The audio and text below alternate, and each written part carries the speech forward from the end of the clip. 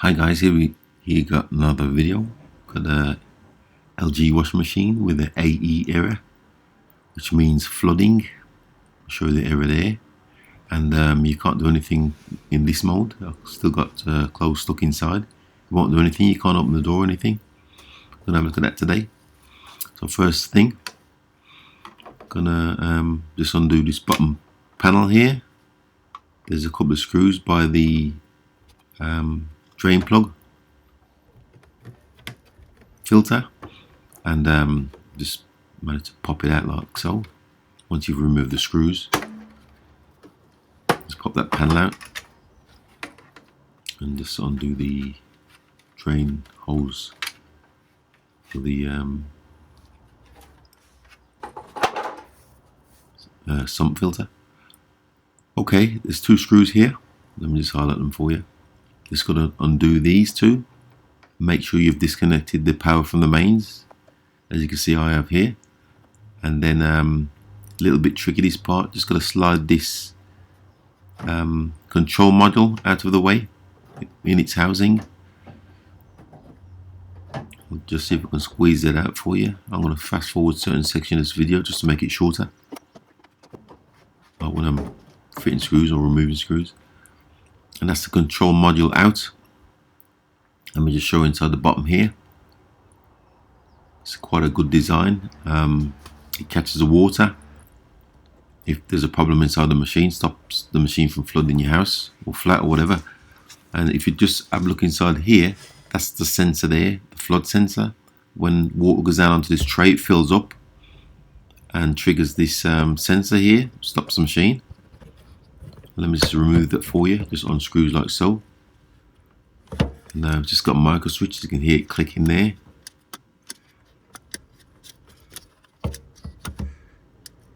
So this stops the machine once it detects water. Just show inside there, the housing for the float. And I can see trace of water running down the side of the machine, so we've got a problem at the top somewhere and along the shock absorber there. So let me just pop this sensor back in.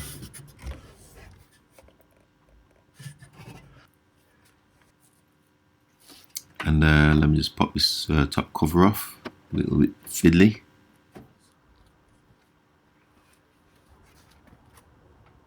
Okay, just start the machine again on a quick wash, and you can see water coming out there. I can actually hear it. You see it on the floor there, water coming out of the machine. So it's, there's a leak somewhere. See it run along the floor there. I'll just disconnect the power from the mains. I can hear the water under here somewhere. I can actually see it running down underneath the soap tray. So I've removed the soap tray. You can see me just doing it here. It's just two screws at the front and disconnect the hoses. And I've managed to find that the sump for the tray is come away here. You can see still got the clip on it. This goes down into the tub. It just came off.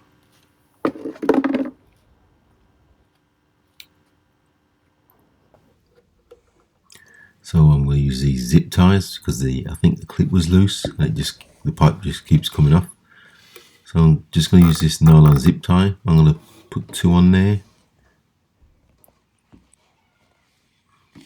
Just make sure it's seated correctly around the rubber hose. And that looks good, so I'll just get a final tighten up. And there you can see, nice and tight there. Give it a look around it. That looks like it's seated correctly. So I'm just going to put another tie on. Just put this one on the edge to show you around the hose, show you it's seated. I've got to cut that little overhang off. So I'm just going to put another tie on. And I've got to make sure it's on the actual, it covers the actual pipe. I'm just going to make sure it's seated correctly.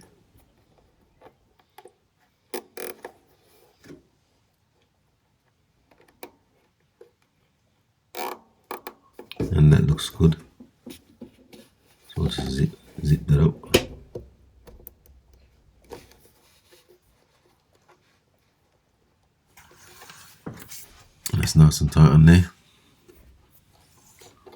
So I'll just chop off this excess on both.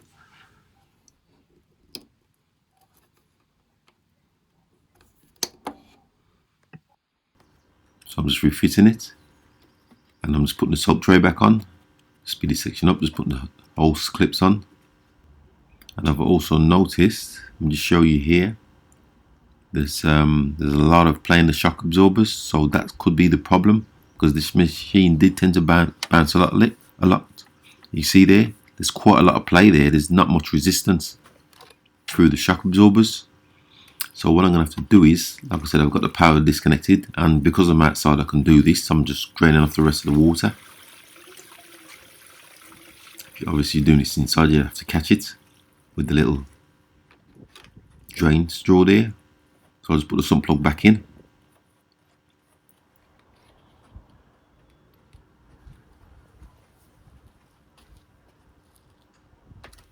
And I'm just going to tip the machine on its side here. Like I said, I have disconnected the power supply, even though I've still got the water supply still connected. And then just got to undo these screws. There's quite a lot of screws down the bottom here. Got to undo them all. So we'll speed this section up, because I've got to remove this bottom panel, the bottom tray, which catches the water. You can see me just undoing the last screw here. And then I'm just got to undo the pump, the drain out pump, and just push it back. You see me just undoing the 3 screws there. And then should be able to just pull this cover off. It'll come off slowly because it's attached to the shock absorbers. I'll show you here. And you can see here, these shocks have worn out and rusted, contaminated by water. You see there, the little seals inside are completely knackered, completely gone. So these shock absorbers will need to be replaced. This is the side it was leaking from. And like I said, the water's contaminated the shaft of the shock absorber. There's a single shock absorber on the other side there, and that seems in decent nick. But these are rusted and they were practically doing nothing, not damping at all. That's the other side, just the one on that side. So I've ordered a set of shock absorbers, and here you can see me. I've just removed the bottom panel after I've unscrewed the sensor once again. And here's the new shock absorbers. It's just a grey peg, nylon peg that goes through each of the legs. So I've fitted the new shock absorbers to the bottom of the tub and to this bottom tray. Just a matter of pushing it back together. Make sure you've screwed the sensor back in, overflow sensor. And here you can see me just put the screws back in. I'll fast forward this section also because there's quite a lot. And I'll just continue to reassemble the machine, reverse of previous. Just putting this drain plug back in,